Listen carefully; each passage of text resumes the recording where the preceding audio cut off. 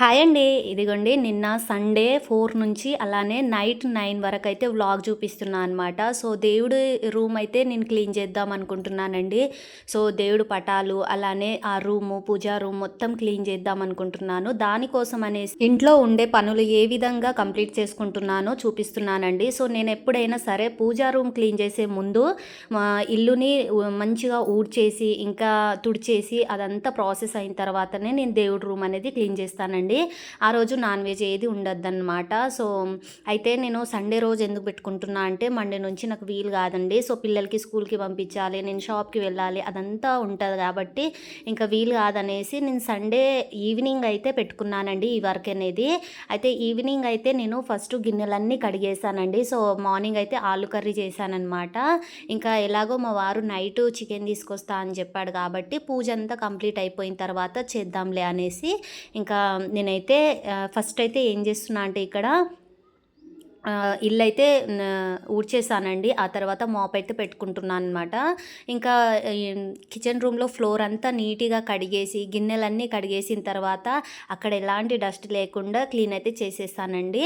ఆ తర్వాత ఇల్లు అయితే నీట్గా ఊడ్చేసానమాట. బయట కూడా వాకిలు అయితే ఊడ్చేసానమాట. ఆ తర్వాత ఇంకా ఇల్లు మాప్ పెట్టేసిన తర్వాత ఇంకా పూజా రూమ్ అయితే క్లీన్ చేసుకోవాలండి. సో వాటి కోసం అనేసి నేను ఫస్ట్ చేయబోయే ప్రాసెస్ అయితే ఇదేనండి. సో ఎప్పుడైనా సరే నేను అమావాస్య అయిన తెల్లారైతే నేను పూజా రూమ్ అనేది క్లీన్ చేస్తూ ఉంటానండి.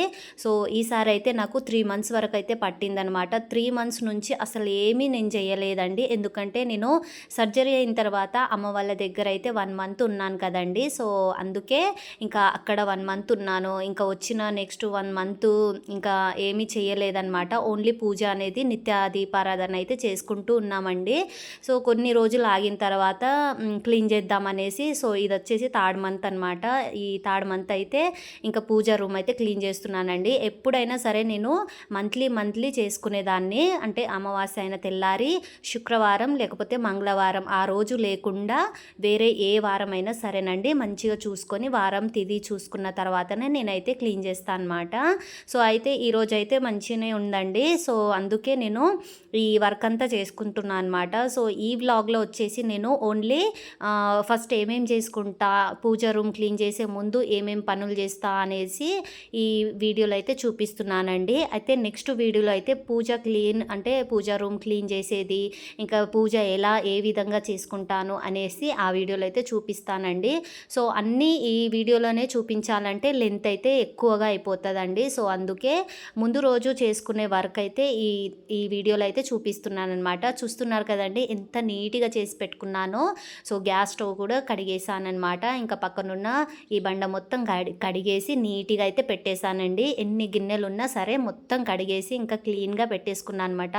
పూజ కంప్లీట్ అయిపోయిన తర్వాతనే ఇంకా వంట స్టార్ట్ చేద్దామనేసి ఫస్ట్ 4 o'clock నుంచి అయితే స్టార్ట్ చేశానండి. నేను 4కి స్టార్ట్ చేస్తే రాత్రి 9 అయిందనమాట. సో ఇంకా చూపిస్తానండి. చూడండి ఎంత నీట్గా అయిపోయిందో. మొత్తం క్లీన్గా తూడ్చి మొత్తం గిన్నెలన్నీ కడిగేసి ఇంకా నీట్గా రీతుని కూడా స్నానం చేపించేస్తానండి, తల స్నానము. ఇంకా సండే తనకి ఎలాగో తల స్నానం చేపిస్తా కాబట్టి తనకు చేపించేసి ఇంకా నేను కూడా చేసేసుకున్నాను అనమాట. సో ఈ తల స్నానం చేసేసుకున్న తర్వాత నెక్స్ట్ అయితే మంచిగా రెడీ అయిపోయి ఇంకా పూజా రూమ్ని అయితే క్లీన్ చేశానన్నమాట. సో అయితే ఆ పూజా రూమ్ క్లీన్ చేసే వీడియో అయితే నెక్స్ట్ వ్లాగ్లో అయితే వస్తుంది కదండి.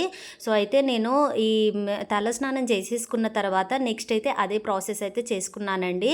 సో అందుకే అదైతే ఇంకా చూపించట్లేదనమాట. నెక్స్ట్ వీడియోలో చూపిస్తాను. దానికంటే ముందు నేను అది క్లీన్ చేసేసాను, మొత్తం అయిపోయింది. ఆ తర్వాత ఏంటంటే నేను వంట చేయాలి కాబట్టి ఇంకా వంట అయితే స్టార్ట్ చేశానన్నమాట. సో చూస్తున్నారు కదండి ఇలా నీట్గా రెడీ అయిపోయిన తర్వాత నేను పూజా రూమ్ అయితే క్లీన్ చేసేసుకున్నాను అనమాట. సో 8, 9 అయిందనమాట నాకైతే కంప్లీట్ అవ్వడానికి.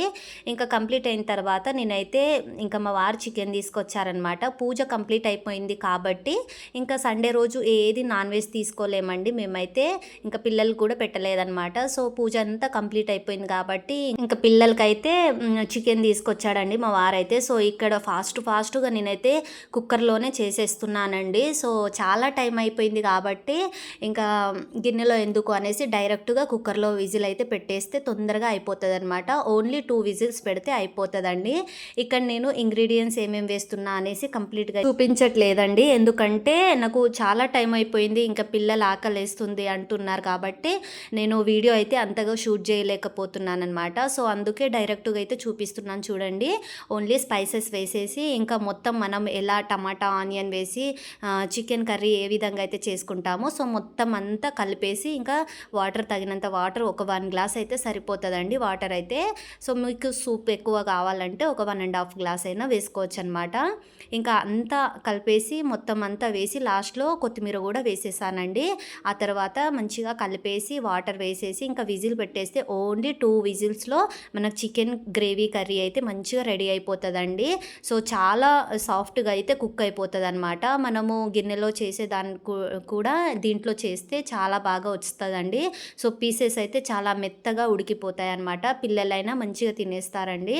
సో టైం కూడా మనకు సేవ్ అవుతుందన్నమాట. సో ఇలా అంతా స్పైసెస్ వేసేసిన తర్వాత ఒక్క 2 మినిట్స్ మూత పెట్టేసి ఉంచిన తర్వాత ఇంకా మనకు కావాల్సినంత వాటర్ అయితే వేసేసుకుంటున్నానండి. వాటర్ కూడా ఎక్కువ అవసరం లేదు, 1 గ్లాస్ అయితే సరిపోతుంది అనమాట.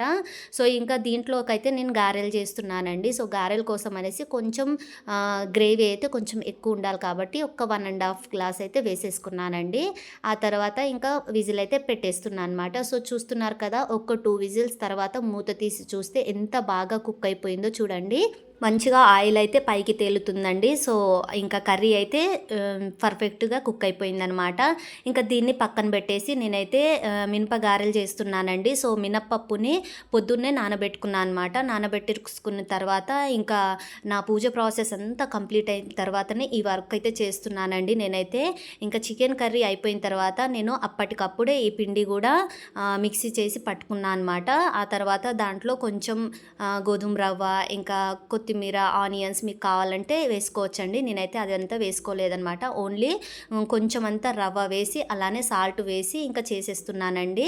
సో చూస్తున్నారు కదా, కొంచెం పెద్దగానే వేసేస్తున్నానండి. మనిషికి 2 అన్నట్టు వేస్తున్నాను అనమాట. సో ఒక 1 గ్లాస్ అయితే నేను పప్పు నానబెట్టేసుకున్నానండి. ఆ తర్వాత ఇలా మిక్సీ పట్టి ఇంకా గారెలు అయితే చేసేస్తున్నాను అనమాట. సో ఈ విధంగా చికెన్ ఉన్నప్పుడు ఎప్పుడు రొటీన్గా బగారా చపాతీ తింటూనే ఉంటాం కదండి. సో గారెలు ట్రై చేద్దాం అనేసి చేస్తున్నాను అనమాట. ఈ గారెలు అయితే నాటుకోడి పులుసు పైన చాలా బాగుంటుందండి. సో ఇంకా మనం చికెన్ ఎవ్రీ టైం చేసుకుంటూ ఉంటాం కాబట్టి దానిపైన కూడా చాలా బాగా వస్తాయన్నమాట. చూస్తున్నారు కదండి, ఇలా గారెలు అయితే రెడీ అయిపోయాయి అనమాట. సో ఇంకా పిల్లలకి పెట్టేసి మేమందరం తినేసామండి. సో ఇదండి వీడియో. ఐ హోప్ మీకైతే నచ్చింది అనుకుంటున్నాను. నచ్చితే కనుక తప్పకుండా like and share and subscribe చేసుకోవడం మాత్రం మర్చిపోకండి. నెక్స్ట్ వీడియో అయితే పూజా రూమ్ క్లీనింగ్ అయితే పెడతానండి. ఓకే అండి, బాయ్.